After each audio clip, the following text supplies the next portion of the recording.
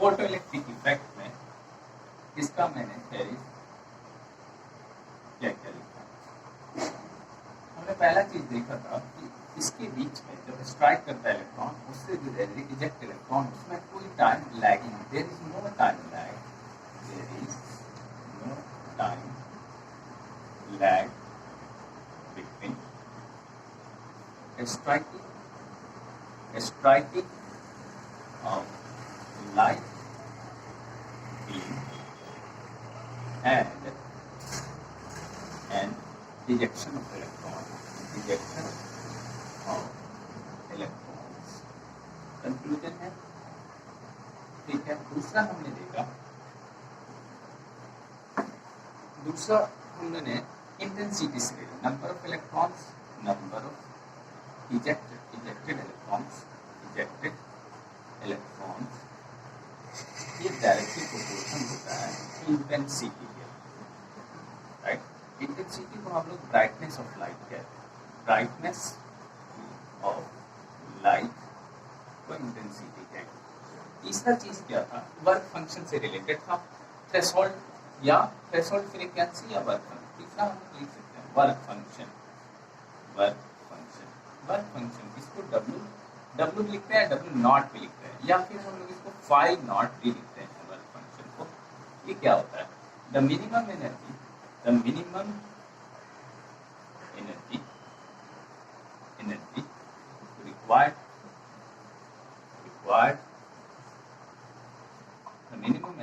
required ejection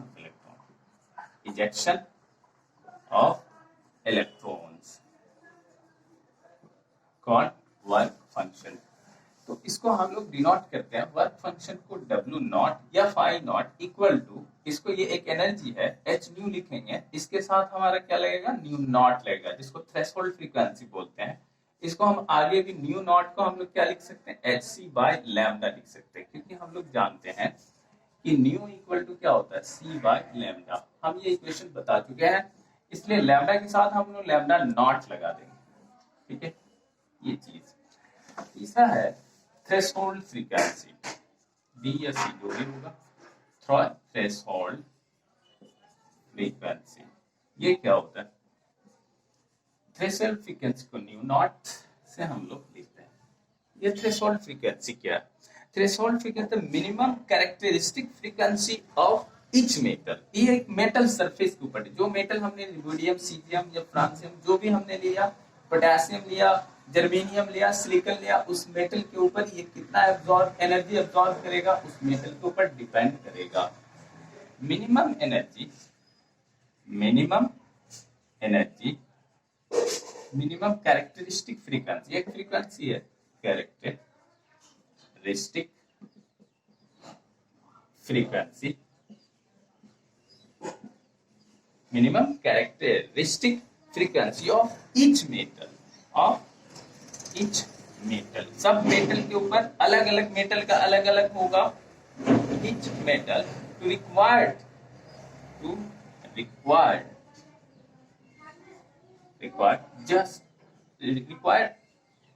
just electrons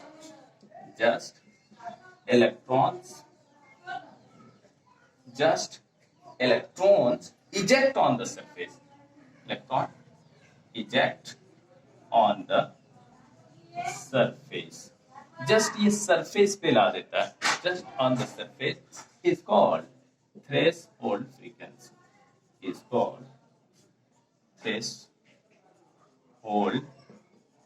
frequency, इसका काम क्या होता है, सिर्फ मेटल सरफेस पे ये ला देना होता है इलेक्ट्रॉन को। इलेक्ट्रॉन ऐसा सरफेस पे भी होते हैं, नीचे में भी होते हैं, ये जस्ट इलेक्ट्रॉन के सरफेस पे इलेक्ट्रॉन को ला देता है। वर्क फंक्शन जो हमारा होता है, या थ्रेशोल्ड जो फ्रीक्वेंसी, इतना मिनिमम एनर्जी है, ये लेस अमाउंट में होता है, ओरिजिनल फ्रीक्वेंसी से ये कम अमाउंट में होता है। तो हमेशा ये, क्योंकि ये एब्जॉर्ब किया और देन आफ्टर जो बचा हुआ एनर्जी है, उस एनर्जी को लेके इलेक्ट्रॉन बाहर मूव करता है। तो ये चीज जो है, ये चीज यहाँ पे हम लोग इस फ्रीक्वेंसी को, ये एब्जॉर्ब एनर्जी है, और बाकी जो बचा हुआ एनर्जी है वो मूव करेगा इलेक्ट्रॉन। तो इसका मूविंग है, तो इसकी क्या हो जाएगी, काइनेटिक एनर्जी के टर्म में इसको हम डिफाइन कर सकते हैं। तो हमेशा न्यू नॉट क्या होगा, इसकी फ्रीक्वेंसी से लेस देन होगा, ठीक है। और जस्ट इसका उल्टा हमारे पास क्या हो जाएगी, वेवलेंथ इनवर्सली है तो वेवलेंथ इसका ज्यादा होगा, थ्रेशोल्ड वेवलेंथ। एंड इसी में आगे जोड़ सकते हो respective threshold frequency wavelength is threshold frequency frequency frequency wavelength is called threshold wavelength, जिसको हम लोग लैम्डा नॉट लिखते हैं। तो ऐसा भी हम लोग लिख सकते हैं। हम लोग फाइनली इसके इक्वेशन फोटो इलेक्ट्रिक इक्वेशन को हम लोग तो इसके साथ हम लोग इसका एक मेटल सरफेस ले लिया हमने, मेटल इसके ऊपर लाइट एनर्जी इजेक्ट हुआ, इसका अपना एक एनर्जी होगा। इस एनर्जी को हम लोग h न्यू भी लिख सकते हैं, इस एनर्जी को hc बाय लैम्डा भी लिख सकते हैं, ठीक है। ये कुछ एनर्जी एब्जॉर्ब करेगा जो इसका वर्क फंक्शन कहलाएगा। इसके पास भी अपना एक फ्रीक्वेंसी होगा, ये एनर्जी के फॉर्म में है तो इसको भी h न्यू नॉट लिख सकते हैं या hc बाय लैम्डा नॉट। ये थ्रेशोल्ड फ्रीक्वेंसी, ये थ्रेशोल्ड वेवलेंथ और ये वर्क फंक्शन। यहाँ से फिर इलेक्ट्रॉन जो बची हुई एनर्जी रहेगी, जस्ट इसका काम है इलेक्ट्रॉन को सरफेस पे ला देना और यहाँ पे इलेक्ट्रॉन मूव करेगा। इलेक्ट्रॉन के पास अपना एक मास होता है और उसकी एक वेलोसिटी होगा, क्योंकि मूवमेंट है तो इसकी एनर्जी को हम लोग किससे डिफाइन करेंगे, काइनेटिक एनर्जी से। काइनेटिक एनर्जी हम लोग क्या लिखते हैं, half mv, mass of electron है तो mv mev स्क्वायर लिख सकते हैं, ठीक है, इस तरह से। तो अब हमारा इक्वेशन अगर एनर्जी के टर्म में दिया हुआ है तब हमारा इक्वेशन कैसा होगा, हम इस इक्वेशन को E माइनस वर्क फंक्शन, ये स्ट्राइक की एनर्जी उसमें से ये सब्ट्रैक्ट होगा और जो बची हुई एनर्जी उसको लेकर के ये इलेक्ट्रॉन बाहर आ जाएगा, उसकी काइनेटिक एनर्जी होगी।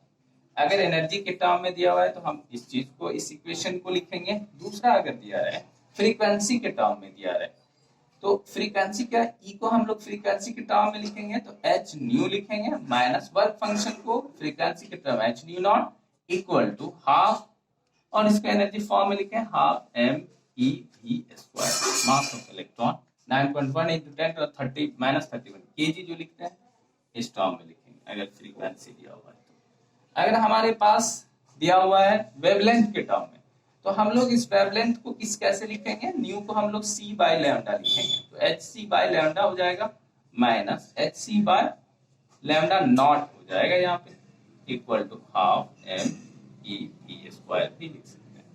तो जैसा हमारा क्वेश्चन रिक्वायर्ड करेगा उसके हिसाब से हम इक्वेशन चेंज करें, एनर्जी के टर्म में, फ्रीक्वेंसी के टर्म में और वेवलेंथ के टर्म में, तो हम तीनों को चेंज कर सकते हैं।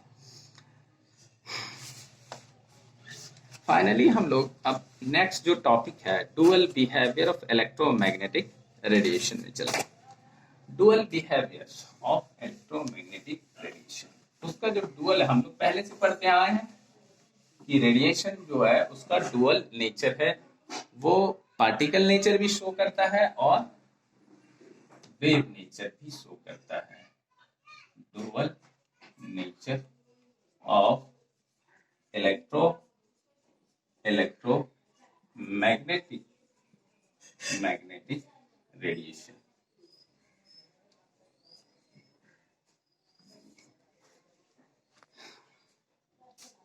ये क्या है, इसके अंदर थ्योरीज है ओनली द लाइट को ही लेते हैं क्योंकि हम लोग लाइट जनरली यूज करते हैं। Light possess both particle and wave-like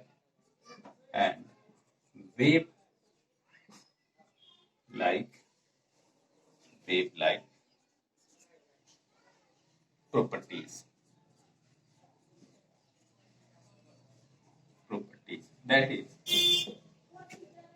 light has dual behavior. Light dual मतलब डबल होता है, दोनों नेचर, डुअल बिहेवियर, ठीक है, दोनों नेचर है. whenever radiation interact with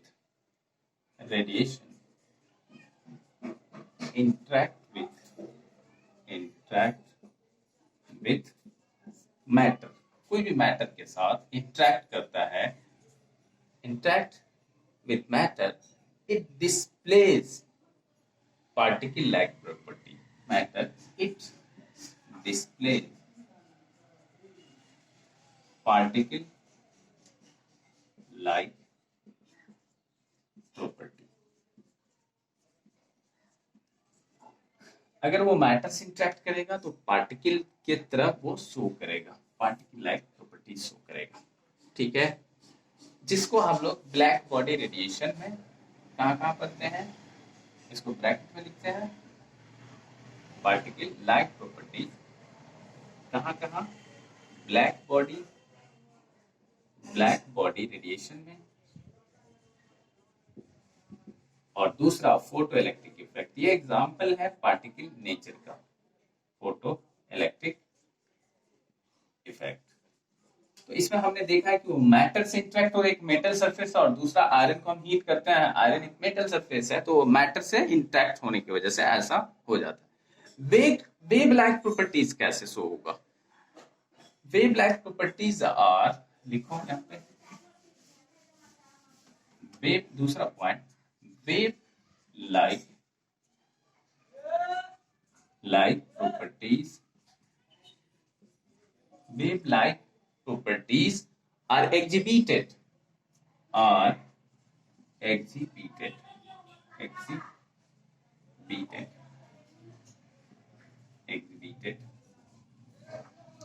properties like properties are exhibited कब करता है? when it propagates, जब इसका प्रोपेगेशन होगा, when it propagates, जब ये प्रोपेगेट एक जगह से दूसरी जगह मूव करता है, हम लोग जानते हैं इस तरह से मूव करता है वेव, तो एक जगह से दूसरी जगह प्रोपेगेशन होगा तो वेव के तरह ये फॉलो करेगा, वेव लाइक रहेगा.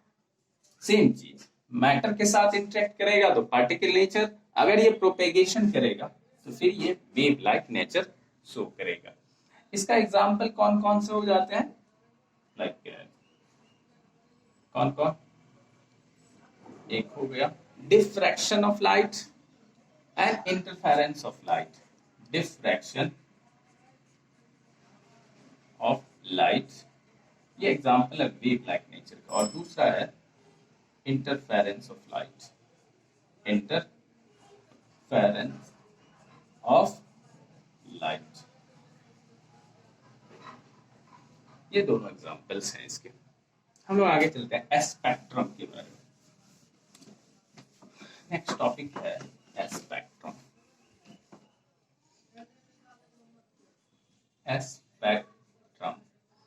स्पेक्ट्रम क्या होता है, पहले हम इसको जानेंगे. स्पेक्ट्रम, अगर हम लाइट को प्रिज्म से पास करते हैं तो वो एक कलर्ड बैंड बनाता है, जिसको हम लोग स्पेक्ट्रम कहते हैं.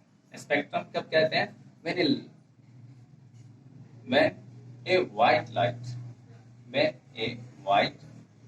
light passed from a prism के अंदर से पास करते हैं तो क्या बनाता है? it splits into a series of colored band. Splits into a series of colored bands on the screen पे with ascending या descending order of wavelength or frequency. On the screen in order of wavelength and frequencies. सीधा लिख दो in order of wavelength and और frequencies, wavelengths and frequencies. इसको हम लोग क्या कहेंगे कॉल्ड स्पेक्ट्रम, कॉल्ड या नॉन एज स्पेक्ट्रम, स्पेक्ट्रम, उसको हम लोग स्पेक्ट्रम कहते हैं। जस्ट लाइक आपने देखा होगा ब्रिज से के ऊपर से हम लोग व्हाइट लाइट को पास करवाते हैं, तो ये क्या होता है इस तरह से, ऐसे नहीं होता,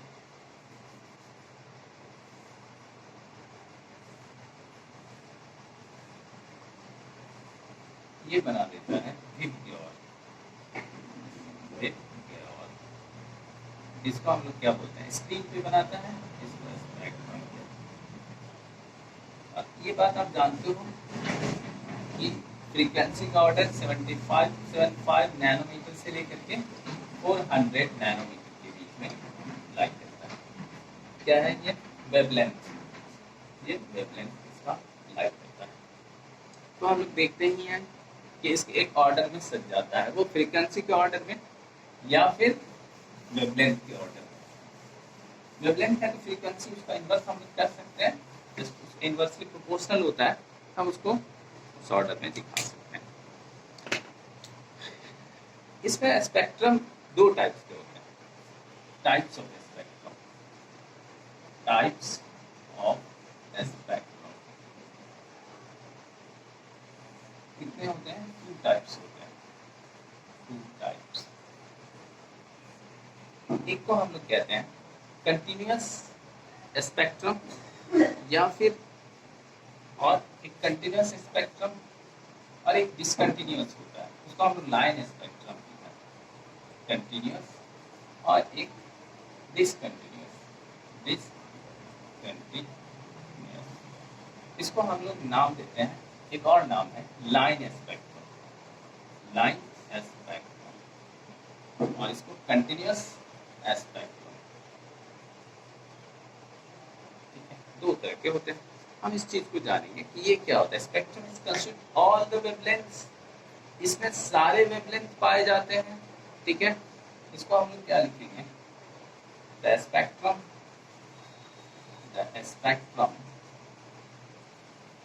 which consist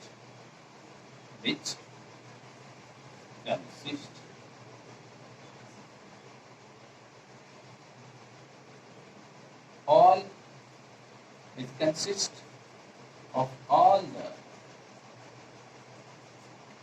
wavelength, all the wavelength, कौन सारे वेवलेंथ इसमें पाए जाते हैं रेगुलरली, ठीक है, कोई डिसकंटिन्यूटी नहीं रहता है।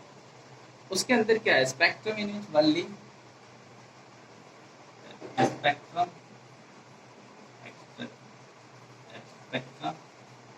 स्पेक्ट्रम इन विच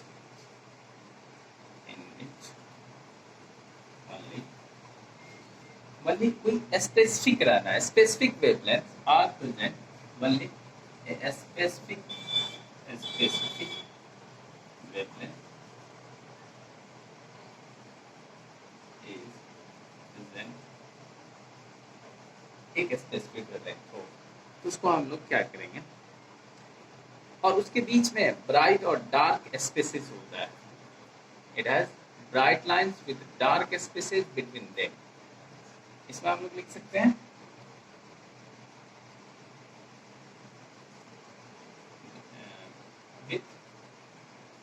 dark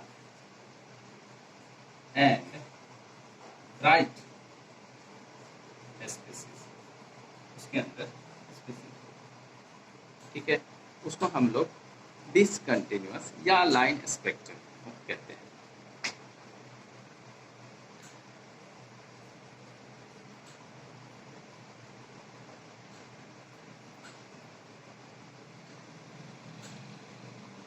इसको हम लोग दूसरे टर्म से भी डिफाइन करते हैं, इसमें ऑल्सो क्लासिफाइड इमिशन स्पेक्ट्रम या एब्जॉर्प्शन स्पेक्ट्रम के नाम से भी जानते हैं। स्पेक्ट्रम और spectrum are spectrums are also classified into emission spectrum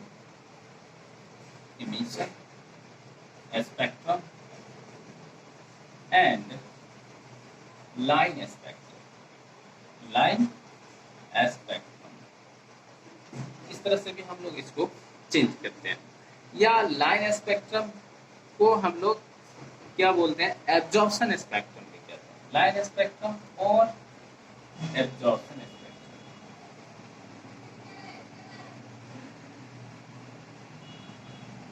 इसका दोनों तो हम लोग इसको भी देख सकते। ये क्या है एमिशन स्पेक्ट्रम? एमिशन स्पेक्ट्रम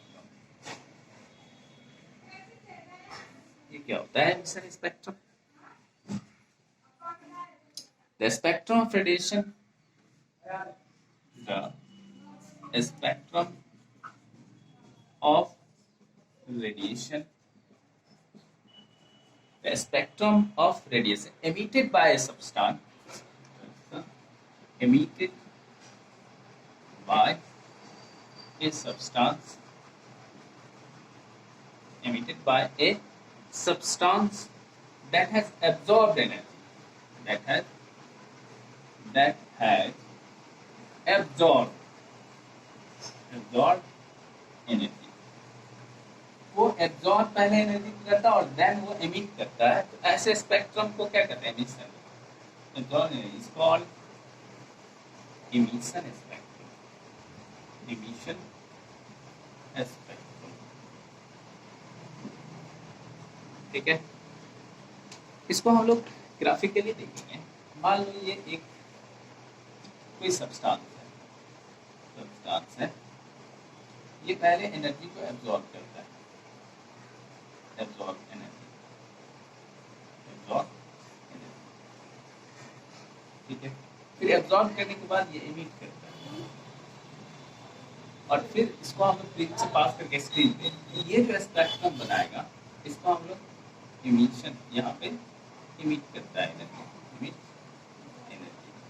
अब भी एक स्पेक्ट्रम बनाएगा, उसको हम लोग क्या बोलेंगे? फर्स्टली ये एब्जॉर्ब करेगा, देन ये इमिट करेगा। ये जो स्पेक्ट्रम फॉर्म करेगा उसको हम लोग एमिशन स्पेक्ट्रम बोलते हैं। एब्जॉर्प्शन स्पेक्ट्रम क्या है? या फिर एब्जॉर्प्शन